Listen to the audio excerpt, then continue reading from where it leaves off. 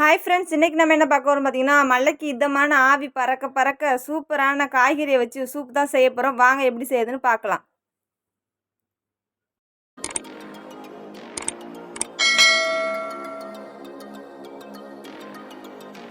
ஒரு வாரமாக பார்த்தீங்கன்னா மழை வெயில் கலந்த மாதிரி ஒரு கிளைமேட் தான் போயிட்டுருக்கு. இப்படி இருக்கும்போது ஈவினிங் நேரத்தில் இந்த மாதிரி சூப் மட்டும் செஞ்சு கொடுங்க. வேணும்னு கேட்டுகிட்டே இருப்பாங்க. நான் சூப் செய்யறதுக்கு என்னென்ன காய்கறி எடுத்திருக்கேன் அப்படின்னு பார்த்தீங்கன்னா, ஒரு கேரட்டு, 10 பீன்ஸு, ஒரு மீடியம் சைஸ் வெங்காயம், கொஞ்சமாக முட்டைக்கோஸ், 10 பல்லு பூண்டு, கொஞ்சமாக இஞ்சி தான் சேர்த்துருக்கேன்.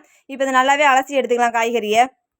இருமல், சளி இந்த மாதிரிலாம் இருக்கும்போது பார்த்தீங்கன்னா 3 நாள் தொடர்ந்து இந்த மாதிரி சூப் மட்டும் வச்சு குடிச்சினாலே போகும். ரொம்பவே சீக்கிரமே சரியாகும்.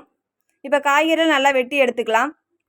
ரொம்ப குட்டி குட்டியாக கட் பண்ணாமல், கொஞ்சம் பெருசாகவும் கட் பண்ணாமல், கொஞ்சம் மீடியம் சைஸில் கட் பண்ணி எடுத்துக்கணும். அப்போ தான் சூப்புக்கு கொஞ்சம் நல்லா தெரியும். மழை நேரத்தில் பார்த்திங்கன்னா நம்ம நாக்கு சூடாக எதாவது சாப்பிட்ணும், காரமாக எதாவது சாப்பிட்ணும் அப்படின்னு தான் தோணும். அந்த மாதிரி நேரத்தில் நம்ம வீட்டில் இருக்க காய்கறி மட்டுமே வச்சு சூப்பரான சூப் செஞ்சிடலாம். இதுக்கு எக்ஸ்ட்ரா எந்த பொருளுமே தேவைப்படாது. நம்ம வீட்டில் இருக்க பொருள் மட்டுமே போதும். இப்போ பூண்டையும் இஞ்சியுமே குட்டி குட்டியாக கட் பண்ணி எடுத்துக்கலாம். இப்படி கட் பண்ணி போட பிடிக்காதவங்க பார்த்திங்கன்னா இடித்து கூட நம்ம போட்டுக்கலாம். இப்போ முட்டைக்கோசி பார்த்திங்கன்னா நீல வாக்கில் வெட்டி எடுத்துக்கலாம். இந்த மாதிரி வெட்டி எடுக்கும்போது பார்த்திங்கன்னா சூப்பில் போடுறதே தெரியாது. இதுவே நம்ம குட்டி குட்டியாக கட் பண்ணி போடும்போது பார்த்திங்கன்னா சூப் ஃபுல்லாகவே முட்டைக்கோஸ் இருக்கிற மாதிரியே தோணும். இப்போ அடுப்பு பற்ற வச்சுக்கிட்டு நம்ம பாத்திரம் வச்சுக்கலாம். இப்போ தேவையான அளவு எண்ணெய் ஊற்றிக்கலாம். எண்ணெய் கூட பார்த்திங்கன்னா கொஞ்சமாக நெய் கூட சேர்த்து செய்யலாம். நெய் சேர்த்து செய்யும்போது பார்த்திங்கன்னா ரொம்பவே மணமாக இருக்கும். இப்போ நான் தேவையான அளவு எண்ணெய் ஊற்றிக்கிறேன். எங்கள் வீட்டுக்காருக்கு பார்த்திங்கன்னா நெய் பிடிக்காது. அதனால தான் நெய் சேர்த்து செய்யலை. இன்றைக்கி பார்த்திங்கன்னா 3 கரண்டி அளவுக்கு நான் எண்ணெய் ஊற்றிக்கிறேன். அதாவது காய்கறி வதங்கி வர அளவுக்கு நம்ம எண்ணெய் சேர்த்து செய்யணும். அப்போ தான் நல்லா காய்கறி வதங்கி வரும். இப்போ எண்ணெயே ஊற்றியாச்சு. இது எண்ணெய் நல்லா சூடாகட்டும். இப்போ நம்ம குட்டி குட்டியாக கட் பண்ணி வச்சுருக்க இஞ்சி பூண்டையும் ஃபஸ்ட்டு போட்டு நல்லா வதக்கிக்கலாம்.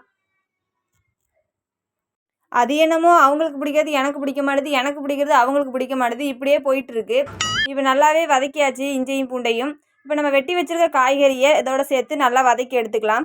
இந்த மாதிரியான சூப் மட்டும் நீங்கள் அடிக்கடி செஞ்சு குடித்தாலே போதும். நோய் எதிர்ப்பு சக்தியில் ரொம்ப அதிகமாகவே கிடைக்கும். மீன்களில் கிடைக்கிற அளவுக்கு பார்த்திங்கன்னா காய்கறிலையும் அவ்வளோ சத்துக்கள் இருக்குது. இந்த காய்கறிகள் மட்டும் இல்லாமல் பார்த்திங்கன்னா கார்னு, கேப்சிகம் இந்த மாதிரி சேர்த்து செய்யும்போது பார்த்திங்கன்னா அதோட டேஸ்ட்டுமே இன்னுமே சூப்பராக இருக்கும். இப்போ எல்லா காய்கறியும் ஒன்றா கொட்டி நல்லாவே வதக்கி எடுத்துக்கலாம். நல்லா வதங்கி வரணும் காய்கறிலாம் பார்த்திங்கன்னா கூட்டு, பொரியல் இந்த மாதிரி வைக்கும்போது பார்த்திங்கன்னா அதிகமாக விரும்பி சாப்பிட மாட்டாங்க. அதெல்லாம் ஒதுக்கி வச்சுருவாங்க. இதுவே நம்ம சூப்பு இதெல்லாம் வடை இந்த மாதிரி தட்டி கொடுக்கும்போது பார்த்திங்கன்னா நிறையவே சாப்பிடுவாங்க. இப்போ காய்கறி நல்லாவே வதக்கி எடுத்துக்கலாம். காய்கறிக்கு தேவையான அளவு உப்பு போட்டு வதக்குனிங்கன்னா சீக்கிரமே வதக்கி எடுத்துடலாம். நான் எடுத்துருக்க காய்கறி அளவு வச்சு பார்த்திங்கன்னா ஒரு 5 பேர் குடிக்கிற அளவுக்கு சூப் செய்யலாம். இப்போ காய்கறி நல்லாவே வதக்கியாச்சு. இப்போ தேவையான அளவு உப்பு போட்டுக்கலாம். நான் முன்னாடி காய்கறி வதக்கும் போது உப்பு சேர்க்கலை. அதனால் இப்போ உப்பு சேர்த்து நல்லாவே வதக்கி விட்டுக்கலாம். தண்ணி பார்த்திங்கன்னா நான் 1.5 செம்பு அளவுக்கு தண்ணி ஊற்றிக்கிறேன். உங்களுக்கு தேவையான அளவுக்கு கூட நீங்கள் தண்ணி சேர்த்துக்கலாம். தண்ணி சேர்த்து நல்லாவே மிக்ஸ் பண்ணி விட்டுக்கிறேன். இப்போ ஒரு மூடி போட்டு மூடி ஒரு 15 நிமிஷம் அப்படியே அடுப்புலேயே வச்சுருக்கலாம். இப்போ ஒரு பாத்திரம் எடுத்துகிட்டு ஒரு 3 ஸ்பூன் அளவுக்கு நான் கார்ன்ஃப்ளவர் மாவு எடுத்துக்கிறேன்.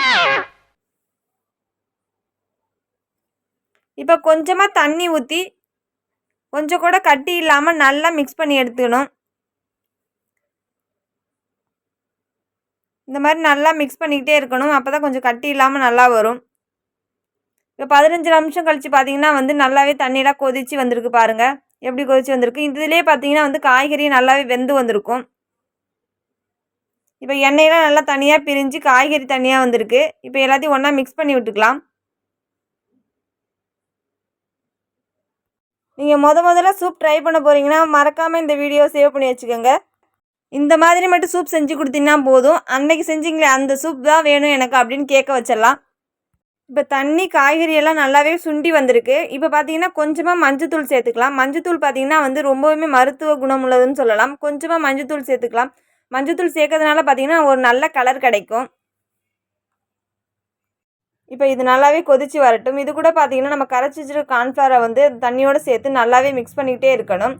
சூப்போட முக்கியமான பொருள் பார்த்திங்கன்னா அது கார்ன்ஃப்ளவர் மாவு தான். கார்ன்ஃப்ளவர் மாவு சேர்க்கறதுனால பார்த்திங்கன்னா அந்த குழகுழப்பும் கட்டித்தன்மையும் நமக்கு கிடைக்குது. இப்போ நம்ம கார்ன்ஃப்ளவர் மாவை அதோடு சேர்த்து மிக்ஸ் பண்ணிக்கலாம். இப்போ ஒரு தட்டை விட்டு மூடி 5 நிமிஷம் நல்லாவே கொதிக்க விடுங்க. 5 நிமிஷம் கழித்து பார்த்திங்கன்னா நல்லாவே ரெடியாக இருக்கும் சூப்பு. பாருங்கள் எவ்வளோ திக்னஸோடு கிடச்சிருக்குன்னு பாருங்கள். இப்போ 1 ஸ்பூன் அளவுக்கு மிளகுத்தூள் சேர்த்துக்கலாம். மிளகுத்தூளை விட மிளகை நல்லா இடித்து சேர்த்திங்கன்னா இன்னுமே ருசியாக இருக்கும். இப்போ பாருங்கள் எவ்வளோ சூப்பராக சூப் ரெடி ஆயிருக்குன்னு. நல்லா கட்டி பதத்தோடு வந்திருக்கு. இப்போ கொஞ்சமாக கொத்தமல்லி இலையை குட்டி குட்டியாக கட் பண்ணி எடுத்து அதோட மேலே தூவி விட்டுக்கலாம். இப்போ நல்லாவே இதை கொதிக்க வச்சுக்கலாம். இந்த மாதிரி கொதிக்க வச்சு இறக்குனீங்கன்னா சூப்பரான சூப் ரெடி ஆகிடும். இந்த மாதிரி ட்ரை பண்ணி பார்த்துட்டு எப்படி இருந்துச்சுன்னு மறக்காமல் சொல்லுங்கள். இந்த வீடியோ பிடிச்சதுன்னா மறக்காமல் நம்ம சேனலை சப்ஸ்கிரைப் பண்ணிக்கோங்க. தேங்க்ஸ் ஃபார் வாட்சிங்.